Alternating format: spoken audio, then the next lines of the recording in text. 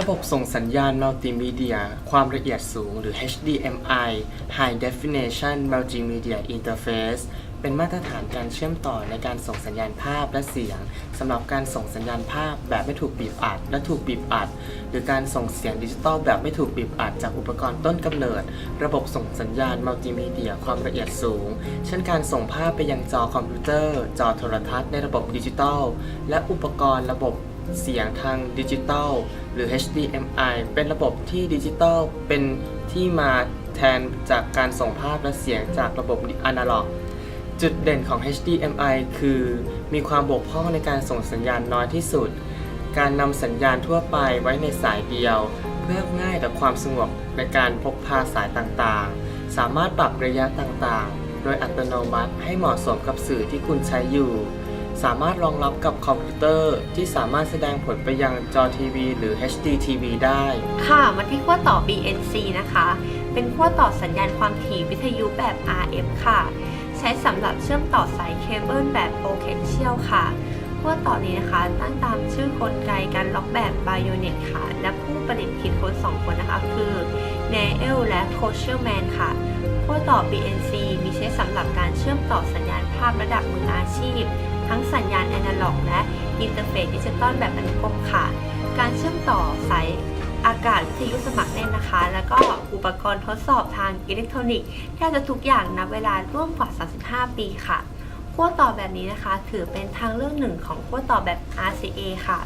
เมื่อใช้สำหรับสัญญาณภาพแบบ Composite Video นะคะในอุปกรณ์แหล่งสัญญาณภาพทั่วไป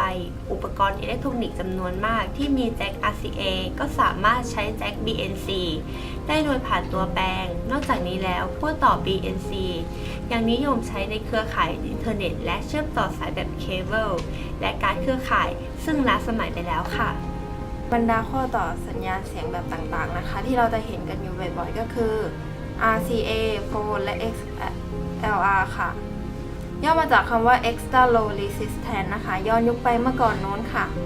ข้อต่อสัญญาณเสียงที่นิยมใช้ก็จะมี RCA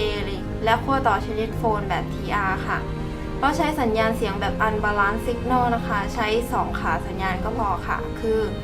ขา Signal และขากราวค่ะต่อมาผู้ผลิตเครื่องเสียงก็เกิดคิดค้น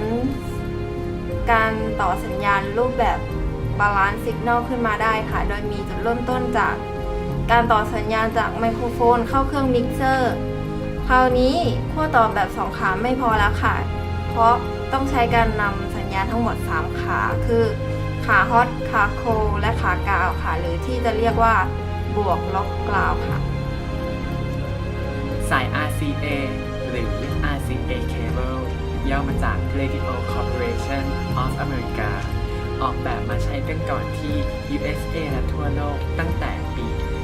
1940 ซึ่งจะนำใช้สายสัญญาณเสียงออกมาจากเครื่องเสียงต่างๆมาแบบสเตอริโอจนมาถึงปัจจุบัน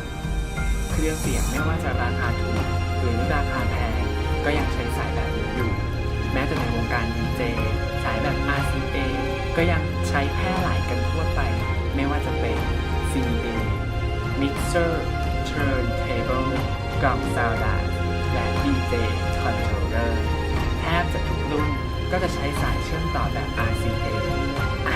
ไม่ใช่ชื่อสถานที่ที่เที่ยวในกรุงเทพนะคะสายแบบ RCA มี 2 แบบ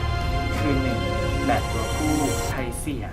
2. แบบตัวเมียใช้เป็นช่องหรือรูเสียงขั้วต่อชนิดบาลานซ์นอกจากชนิด XLR และยังมีชนิด TRS เพื่อเป็นการประหยัดเนื้อที่และราคาด้วยการใช้สายและขั้วต่อทั้งชนิดบาลานซ์กับอันบาลานซ์ต้องมาระวังเพราะถ้าใช้ผิดอาจจะทำให้เกิดการลัดวงจรหรือสัญญาณผิดพลาดจากเช่นสเตอริโอกลายเป็นโมโนเป็นต้น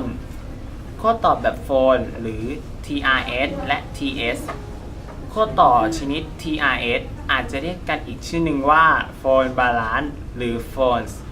ส่วนชนิด TS จะหมายถึงชนิดอันบาลานซ์หรือโฟน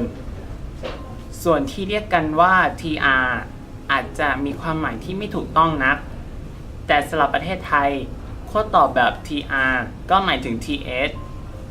ที่ต่างประเทศเรียกกันนั่นเองเพราะหมายถึงขั้วต่อที่มี trill และ trip ไม่ใช่ ring